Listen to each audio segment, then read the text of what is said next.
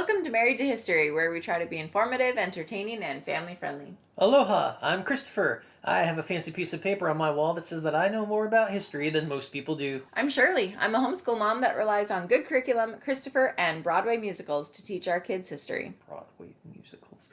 Hey, honey, I have a history question for you. I love history questions. Let me guess it's scripted. It is. Oh, how did I know? How can bananas have a government?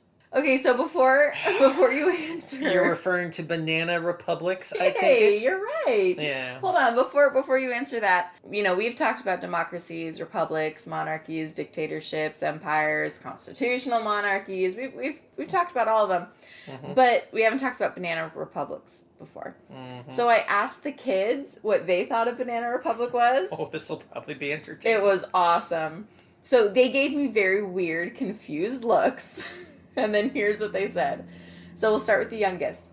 Quartus said, "A stupid republic. That word banana just screams stupid to me." So we're off to a good start. So the middle two, Tertius and Secundus, they both said, independently of each other, "A republic of bananas instead of people." Okay, logical. And then Primus, our oldest, said, "A republic that relies heavily on bananas. It's like their sole source of trade, or it's their currency, or just everything revolves around bananas." You know, I'm actually kind of proud of that answer. It's not too far off. Terribly far from the truth. True. So what the heck is a banana republic? A banana republic. Besides a store in the mall. The banana. Oh, yeah. Isn't it a clothing store, Yeah, too? it is. Yeah. All right. So, the term banana republic comes out of the American imperial period. So, despite what America loves to say about us being all about freedom and equality for people and ways of life and whatnot, no, America had its little run, one could say that we arguably still do, of imperialism. Probably nowhere more so than in Central and South America and the Caribbean islands as well. A banana republic is what we call a government that exists in one of these places, again, usually Central, South America, or the Caribbean, where the person in charge, or the people in charge... Is a banana. No. Is a human... Loves bananas. Are you going to let me answer the question? Or are you gonna keep I will cutting me off about eventually. bananas? Go ahead. Yeah, I swear, if you mention pajamas, I will slap you. Don't Bananas do it. in Don't do it. pajamas. Does the leader wear pajamas with bananas For on any them? who might have heard that smack, that was just me clapping my hands. I did not strike my wife. He wouldn't dare. No, that's right. My brother-in-laws are probably listening Yep. to this, aren't they? Darn them. Never liked any of Sorry, them. go ahead. Okay, I take that back. I liked one of my brother-in-laws. Yeah, I liked two and a half of my brother-in-laws. The others, though, yeah. Anyways. And now I'll bet you it's killing him. Which 2.5 am I referring You to? really- More particularly, which one is the half? You really think they listen to this? Probably not. They're not cool enough to listen to this.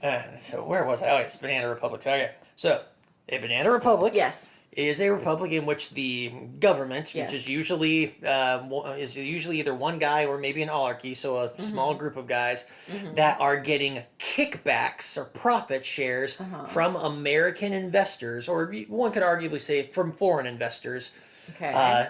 And the government guys, they exploit the natural resources and the labor of their people so that these outside investors can make money off of them, and then again they get the kickback of that. Right. So that is Banana Republic.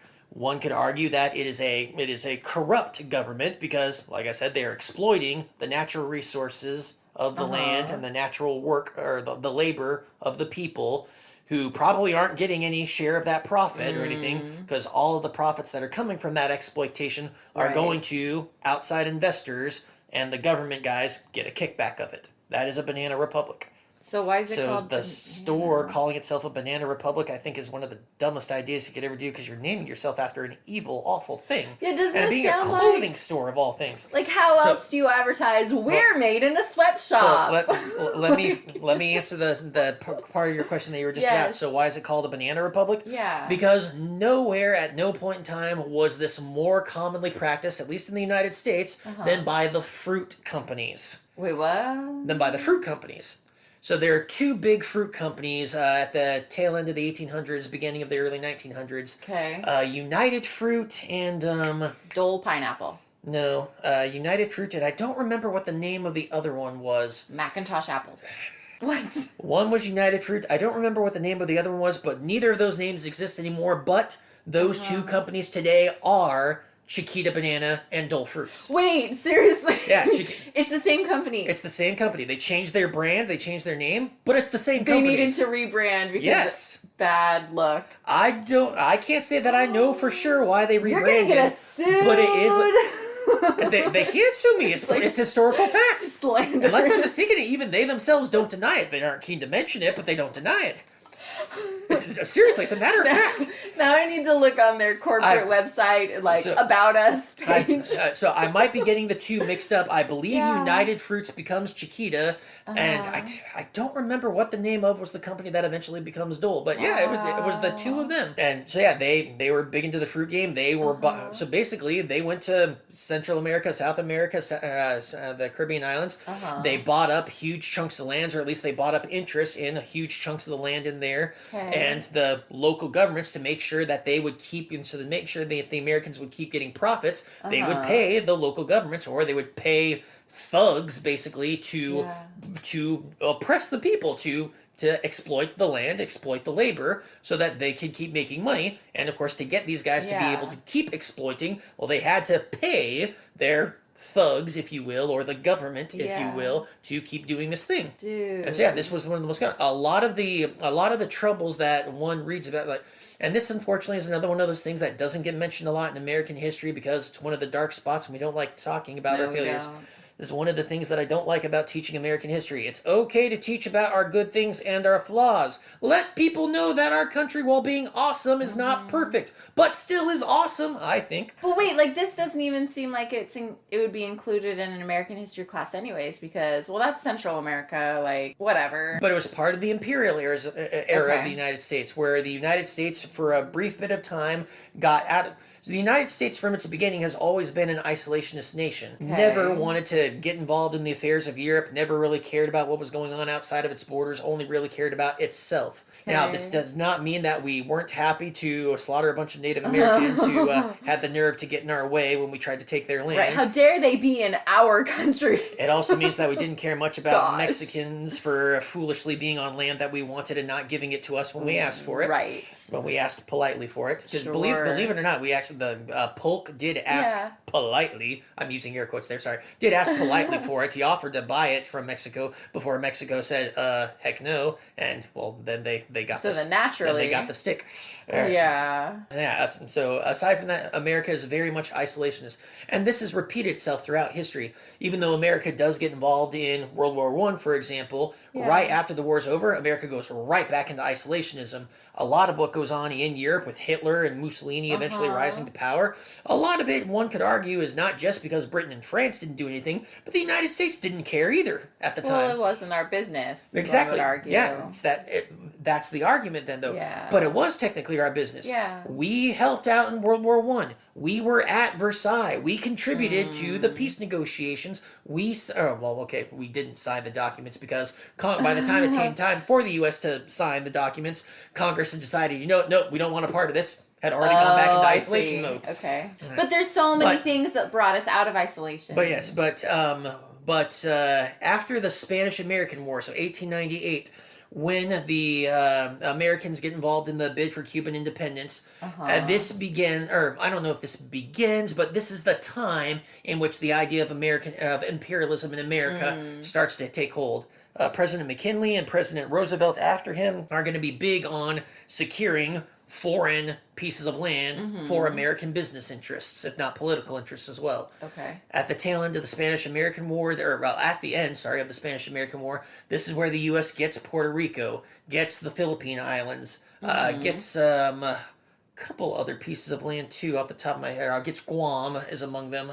I don't remember what all the other pieces of land we get are. Yeah. And we would have gotten Cuba too, but before the U.S. joined the Spanish-American War, there was an American congressman named Platt, and he specifically put it into legislation that, all right, before the United States even decided whether or not they were going to get involved in this war. He specifically put it into an act of Congress that said that, all right, no matter what we choose to do, at the end of this, we are not allowed to annex Cuba. Why did he care? Because he was an anti-imperialist. He didn't want the U.S. conquering Cuba at the end of this deal. Why did he specify Guam though, and not like No, he did- specify? well, so Guam Sorry, was not never- Guam. I mean Cuba. Why? because did he, Cuba was the only concern at the time. that was What the leads- only one in dispute. What led to the Spanish-American War was Cuba fighting for independence from Spain. Yeah. That was the only thing. So Puerto Rico, Guam, the Philippines weren't involved in that Okay. at all. Okay. And in the beginning, it was only Cuba was the only thing that the United States was concerned about. But at the end of the Spanish-American War, part of the peace deal was that, Spain gave us all these other places too. Oh, so if he had thought about that, would he have included those in the legislation as well? It's possible. I also wouldn't be surprised, though, if perhaps some other people had said that, yeah, no, we don't want these places land. So I cannot say that I know for sure what Platt's. What? I'm getting it wrong. Not Platt. Sorry, Platt was something else. Platt actually is a congressman who hoses Cuba after the Spanish-American War is over. So my bad. I think Teller is the name of the congressman who says no, we can't take over Cuba. Okay. I wonder how many people listening to that were just going on yelling at me saying no, you're wrong. So I Probably remember. not many, because that seems like an obscure fact. I would hope that other historians are listening, or at least want to be historians. Okay, so I'm gonna look it up. You think it's Teller? I believe it's called the Teller Amendment. Okay. Yeah, Platt is the poisonous pill, so I'm pretty sure it's the Teller Amendment. Poisonous pill.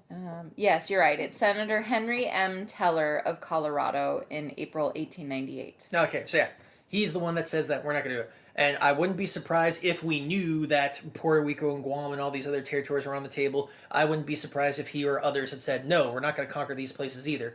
Because the whole reason the U.S. got involved in Cuba was not out of the desire to conquer, take over Cuba. Now, Teller knew that some voices in Congress were going to want to do that. Yeah. But mostly, and this has actually been the case of the U.S.'s interference in a lot of foreign countries, it was that there are substantial holdings that are of land that are owned in Cuba by Americans, and we wanted to make sure that American business interest and American property and American citizens aren't harmed as the Cubans and the Spanish are fighting each other. Okay, that makes sense. So yeah, that's why the Teller Amendment was in there.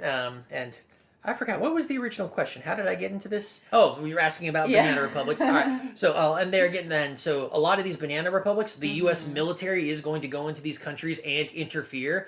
Because in some cases, the banana republics aren't able to maintain power or control if somebody else, either the people rise up or some other foreign country kind of encroaches on the deal, or maybe some different guy wants to be the one in charge, so he starts muscling out the others, but the American businessmen don't like him. So on more than a couple of occasions during the time period between the 1890s up to about the 1920s or so, maybe probably even into the 1930s a bit, the American military is going to be called out into a lot of these places to put down problems that threaten American businesses. That threaten American property, that either threaten American businesses, threaten American property, or threaten American citizens living in those places.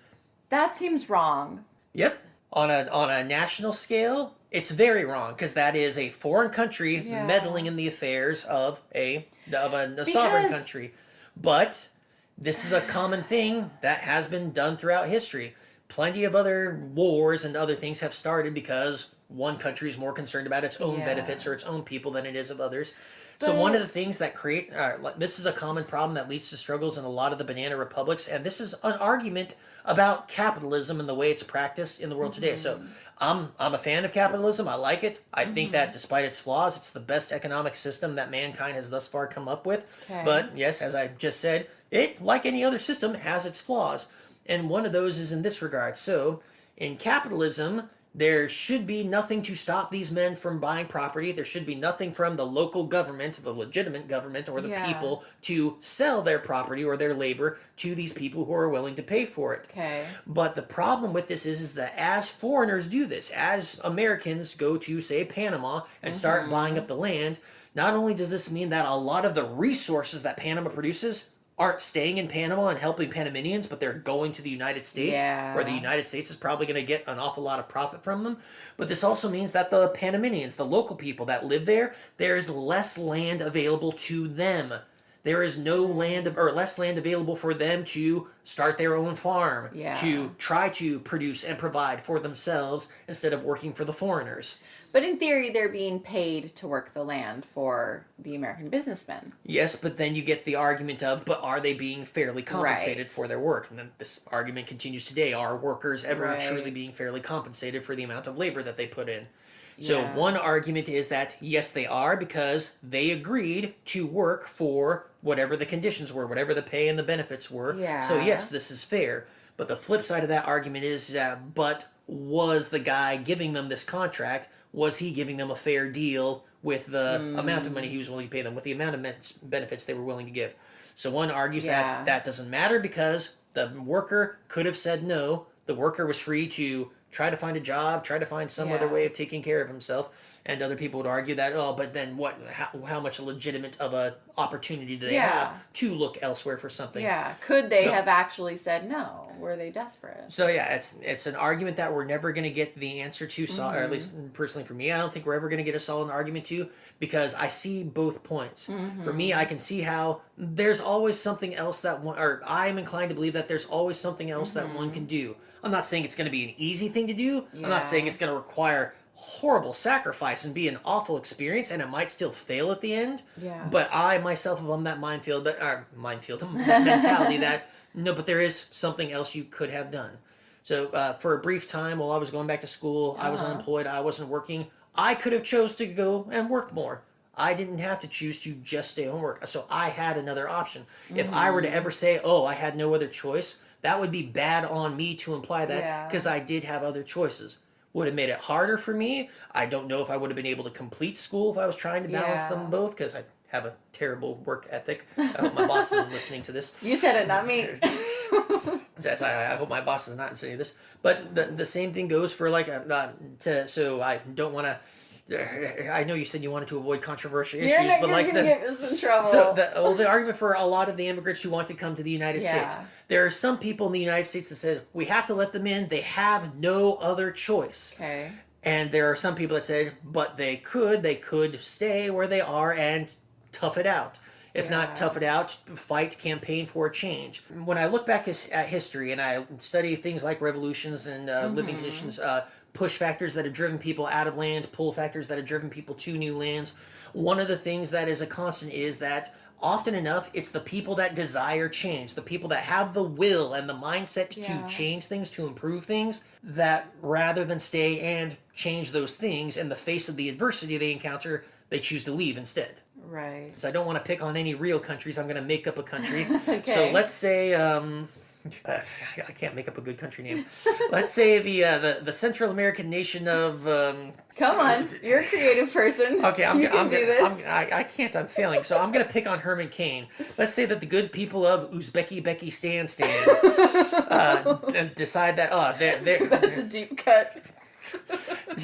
I thought it was funny the way he said it. I am not trying to disrespect the people of Uzbekistan, but I always loved the way that he said it. Let's say that the people of this fictitious country, not to be confused with the real country, 100% fictitious. are they're fed up with the government, or they're fed up with the crime, or they're fed up with the lack of jobs or whatever in their country. They're free to leave. I'm not knocking them for trying to leave, trying to go somewhere else, and Yeah. trying to make a better life for themselves. But if all the people that recognize the problems and want things to get better are leaving, Yeah. then who is staying behind to improve things? Nobody. The only people Right. that are staying behind are the ones that either like things the way they are, or have an interest in the status benefit quo they're from it. maintaining, or are disinclined, whatever their Yeah. reasons, be it fear or otherwise, Yeah. to try to leave. Okay, and I'm not going to argue against your point because that's not the point here, but the flip side is that's what we did when we took our kids out of public school. Yep. Instead of, you and I have the knowledge and the will and the passion for education, and instead of staying in the public school system, keeping our kids in the public school system and being the best gosh dang room parents we can be and making a change in the public school system, we took them out and taught them at home because So- we had to do what was best for our family in that moment. True, but I would argue against your point on just this one specific. Okay. So, yes, while our choice did not represent any change in the public school system, we did, however, make our case, and we continue to make our case for changing in the education system, the public education system. True, and I We still have are like fans and proponents Yeah. of charters. We argue for charters. We campaign for charters. I We have written our encourage- congressman. We encourage everybody that we talk to charters. We are very much in fans of school choice. Yeah. So yes, our choice does not improve the public school, that one place or the Yeah. multiple places where our kids might have gone to had Mm-hmm. we kept them in public school. But we are trying to improve the educational options for kids Okay. in our home. Yeah. We okay. so yes, while we pull our kids out of school, we did not pack up our kids and move to England so that they could go to a completely different set of schools. Yeah, okay. We did not pull them out and put them into a private school. And even if we could have afforded it, I don't think we would have done that because No. I don't think that's worth it. For those of you who probably don't know, because I doubt we've mentioned it, I went to a private school Yeah. and I'm an idiot. You're not an idiot. Yeah, I'm not an idiot. It wasn't a good experience, though. Yeah, it wasn't I- worth your parents' money. I did not enjoy it, and yes, I do feel kind of sad that my parents spent so much money to get me the experience where even if it did educate me well, it was not a fun experience. Well, for they me. were paying for you to get bullied every day, but I digress. Okay, yeah, we're digressing. I digress. The So- bullying wasn't the only bad experience of it. I know. Anyway, so I feel like we've gone off topic. We have very much Okay, gone to- but so now we're I'm- talking about how terrible and traumatic my childhood was. They Okay. called me Super Baby. Oh my gosh. Okay, so I'm a little caught up on this military aspect though. So, like, imagine that Microsoft, an American company, they have an office in, I don't know, South Korea. Okay. Okay? And for some reason, because of poor local governments, like not governing the area well, Microsoft's building in South Korea is under some kind of threat. Okay. We send the military to South Korea to what? Suppress the local government? So That would never happen. Today- It seems so absurd. today, probably not, especially because South Korea is a big enough player on the world stage. Yeah. But back in the past, Yeah. when South Korea wasn't, and the UN didn't exist, then yeah, it's entirely possible that Bill Gates, with his much money and probably friends in high places in Congress or whatnot, probably could have successfully gotten the military to go to Korea and imposed martial law there for a time in order to secure the American-owned property and any American citizens that were working in that place. So we nuke a local government for the sake of a business. I know that I don't. So again, It seems so absurd to me. So I get that you you think that it's absurd, but the thing that I want to make sure is clear is Yeah. that yes, America did this sort of thing. That's Yeah. terrible. We shouldn't have done those things. That's very much against what we claim to honor in our in Yeah. all of our important documents. But this is something that has been practiced by countries, kingdoms, empires since the dawn of time, as far back as we can remember. All the way back into the days of Rome and Carthage, and heck, even before then, Babylon, Persia. Yeah, if an ally of theirs, or if a place that they had vested interest in controlling or manipulating or whatnot, had some threat against it, or then yes, they would go in with their army, with their influence, Yeah. and boss the people around until they got what they wanted out of it. That's so weird. It's that classic mentality of the people that are in power. They want to keep their power. They want to maintain their power. And if you threaten their power, then they're going to exercise their power to make sure you don't do that. So first of all, these Central American countries, what was their government structures before these American businesses, these fruit companies came in? Was it just like a mix of kingdoms, or do they have their own republics? I do not know this answer, largely because I don't know how good of records were kept. Okay. To give you an idea, one that I'm familiar with, so this is earlier than the Banana Republic stage of time. Okay. But in about the 1840s, there was an effort to turn Nicaragua into one of the United States. An American man.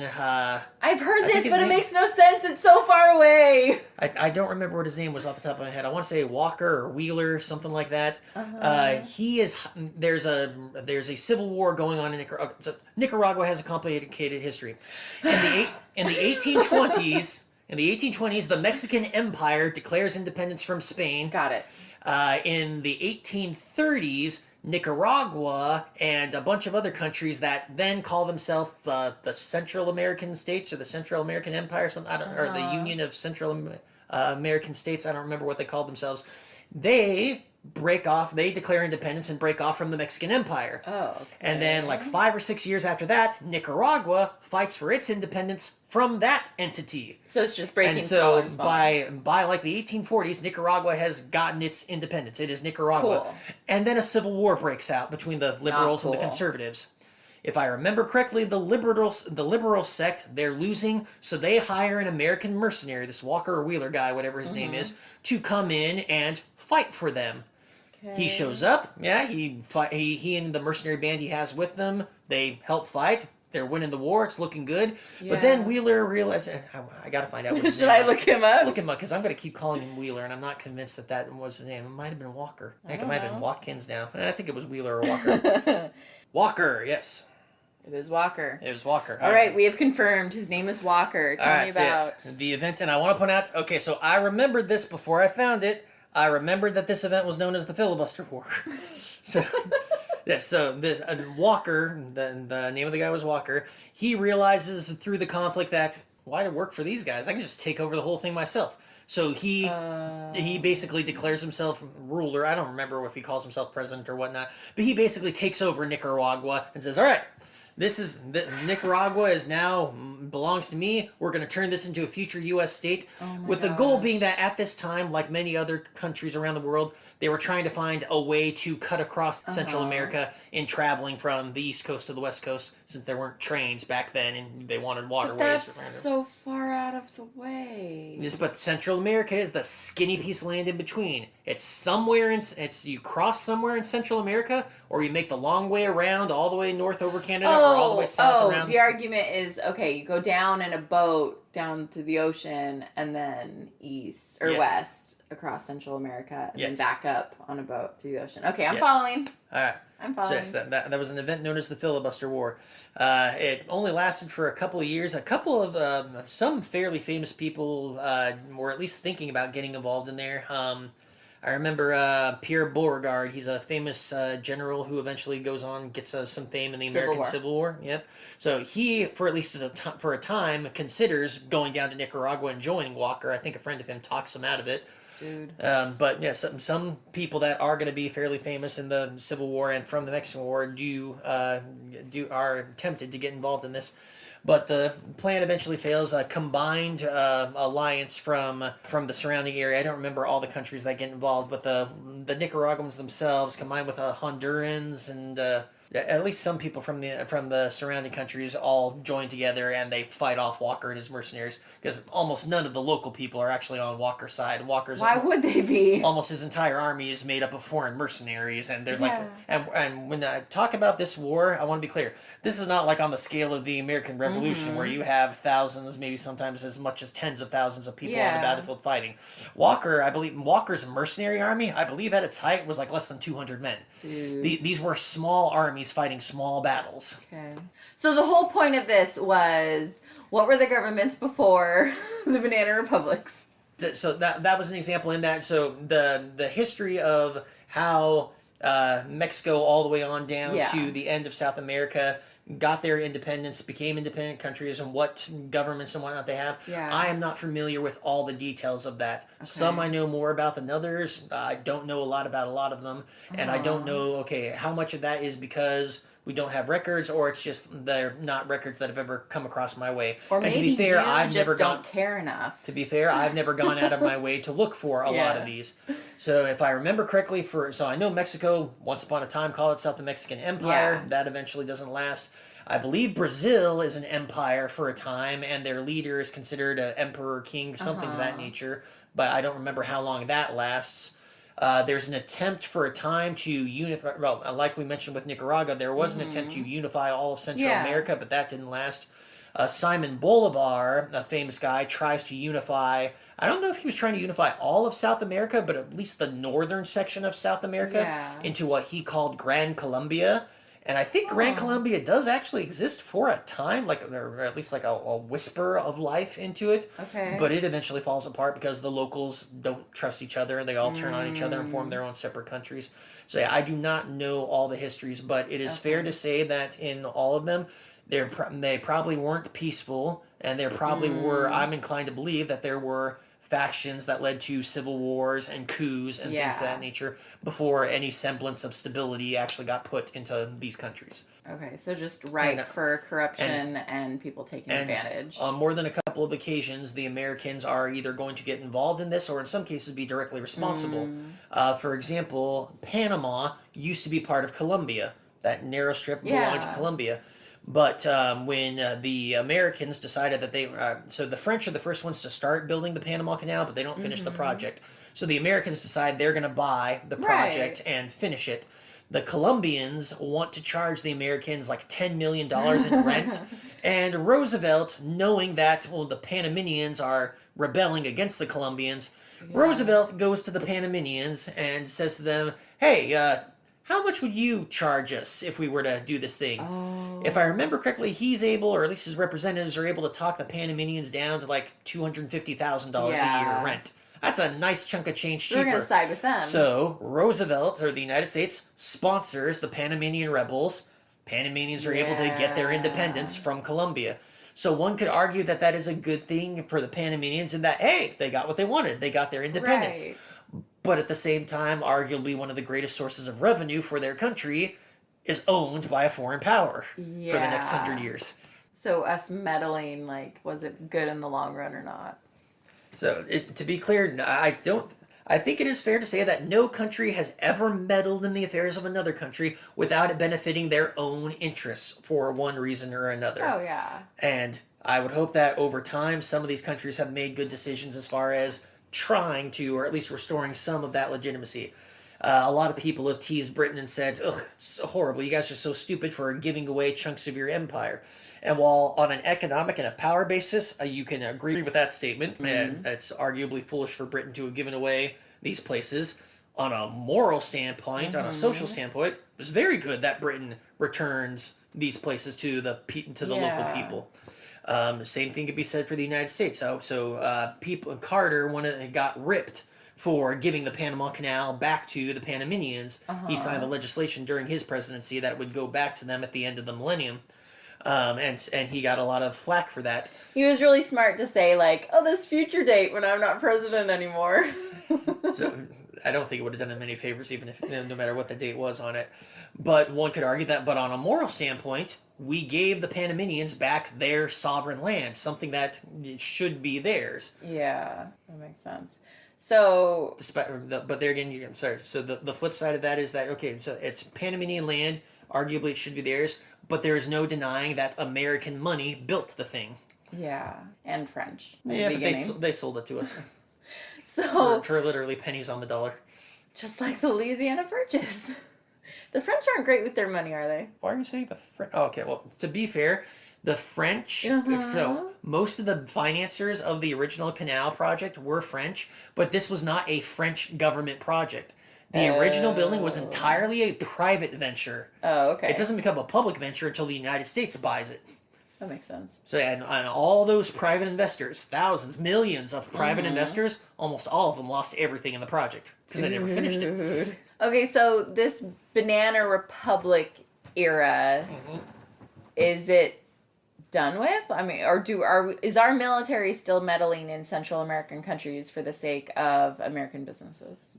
I do not know. I do not know enough about modern day politics. I would imagine that if America is still manipulating or involved in these countries, we probably do it in a much less public setting. Like, you've probably seen the movies. If we do anything, we're probably sending in the SEALs or some covert teams to do some covert operations that we can deny ever happened, or if our guys were captured, we deny they ever existed, something like that. So I'm sure that sort of thing might still be going on. I wouldn't be surprised if that sort of thing would be going on. I see how that works. But no, there hasn't been we sent a huge bulk of our army to invade and subjugate this country for an extended period of time. So yeah, I believe this started off with you asking what a banana republic was. That's a banana republic. That's how it's got its name. Like I said, this thing still goes on today. While it's arguably not as probably horrible or as unfair as it's been in the past, it's probably still unfair to a degree. Yeah. And China is very, or at least based on several things that I've read, China is very much at this game now. Now, I'm not saying that the Chinese are sending in their military to do a lot of these things, but the Chinese are buying up lots of land and lots of resources in other countries around the world. And I wouldn't be surprised that if there is some instability at some point in time in these countries, that the Chinese aren't going to pressure the local government and say, hey, you do something to secure our property in your country, or else we're going to take it upon ourselves to do something about it. Right. So... No, Somalia is a bad example because I think they're still in an anarchic state. Trying to think of okay, I'll go with I'll pick on Madagascar then because they're the closest thing to Somalia I can think of off the top of my head. There's other countries closer, but that's the one whose name I can think of off the top of my head. Okay. If the Chinese owned land in Madagascar, and if Madagascar suddenly had like a revolution or a civil war or something going on, Madagascar by itself probably does not have the resources to be a very imposing threat to China, and China has, I think, the ability to be very imposing to coax enough countries in the UN, hey, don't interfere with us. China would have the ability to stretch its muscle and say, hey, Madagascar, do something about this or else we're going to come in and take care of it for you. Yeah. Okay, I could see how that could happen. Maybe instead of picking on Madagascar, we should have picked on Uzbekistan's. Yes, which is in no way related to the real Uzbekistan. No, the good people of Uzbekistan. We do not mean to insult you. We are insulting Herman Cain. Yes. So my takeaway from this episode is that Chiquita Banana is an evil company that is responsible solely for the oppression of Central America. I'd say probably fair to say that Chiquita Banana is the son of Hitler, grandson of Hitler, grandson of Hitler. So you went for it. So Chiquita Banana is not evil because of what their grandpa did. They're a descendant of the big bad guy, but you can't say that they should be held responsible for the sins of their grandpa. I don't know. I mean, if Hitler was my grandpa and I was doing evil things like Hitler, like I'd be evil. Well, then you're making exceptions. Okay, so yes, if you're doing evil things so is Chiquita Banana still evil? I don't know. I have not researched Chiquita Banana's current business industry or their current arrangements or however they do their business. They're a big business. We just assume they're evil, don't we?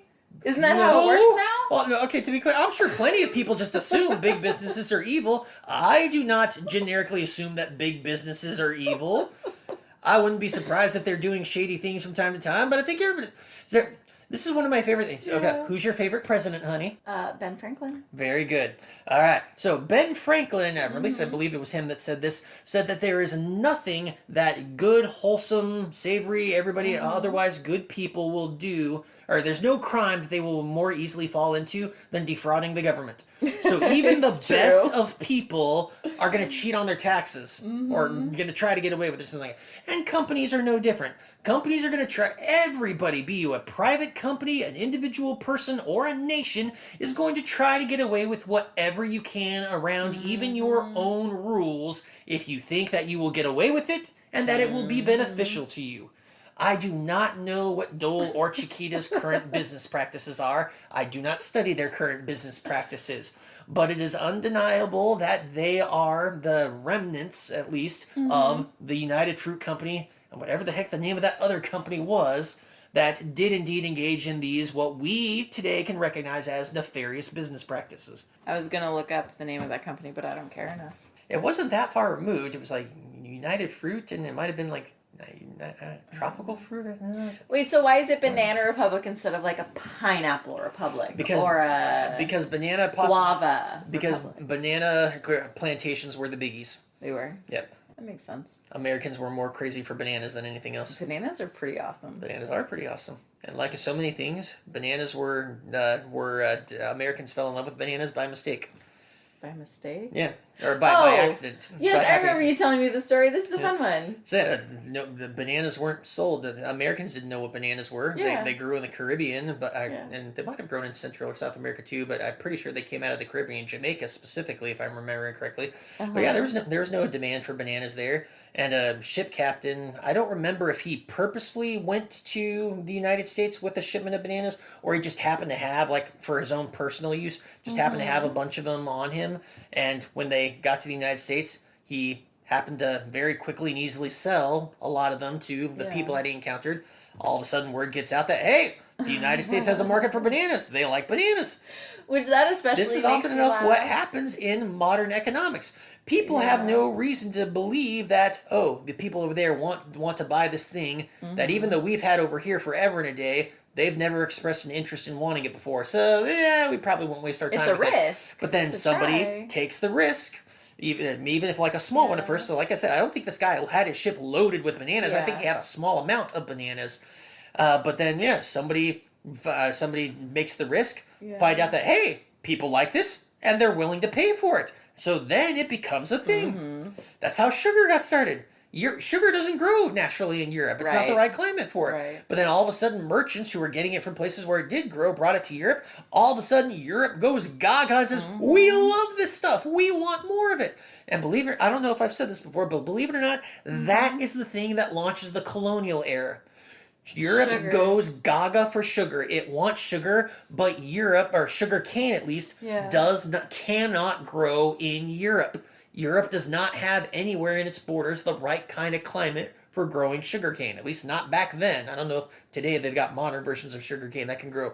So they started exploring in the middle parts of the world, like the Mediterranean area, eventually out to the New World, all along Africa, for warmer climates more suitable for establishing colonies and plantations to grow sugar to meet Europe's demand. Colonialism is Because of sugar. sugar. Yes, sugar. I love teaching this to my students. I tell them all the time that, yes, sugar is probably responsible for more evil in the world than almost any other thing.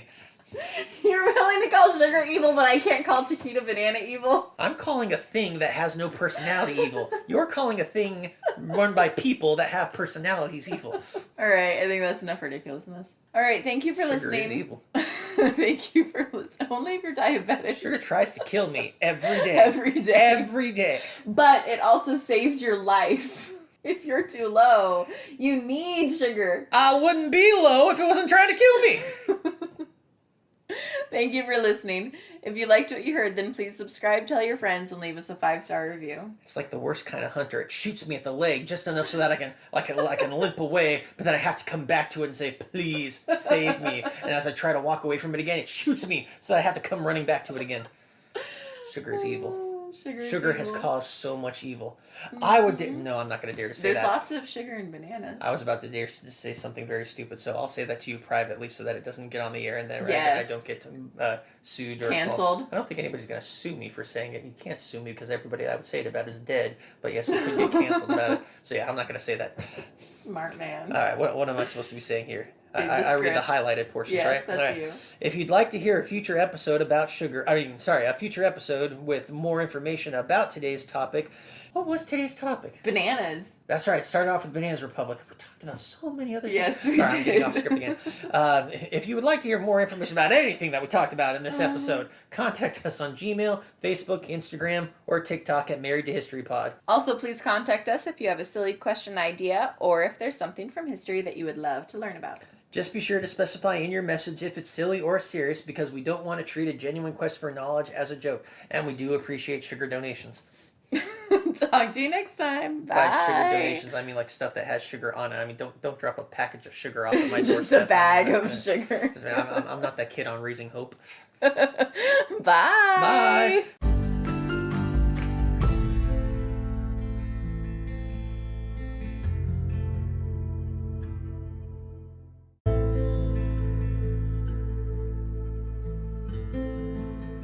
Before we get into our episode, let's take a minute to talk about something from a past episode. It's important to keep in mind that Shirley doesn't warn me about our topic beforehand. Wait, we don't have anything to talk about. Then why'd you make me read that? Because I wasn't thinking. It was just a script. That's Wasn't fine. thinking. I'll cut it out. Witnesses, you all are my witnesses. She doesn't think. I have a script, so I don't have to think.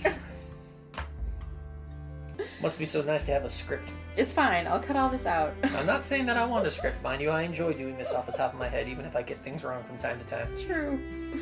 Do that. Okay.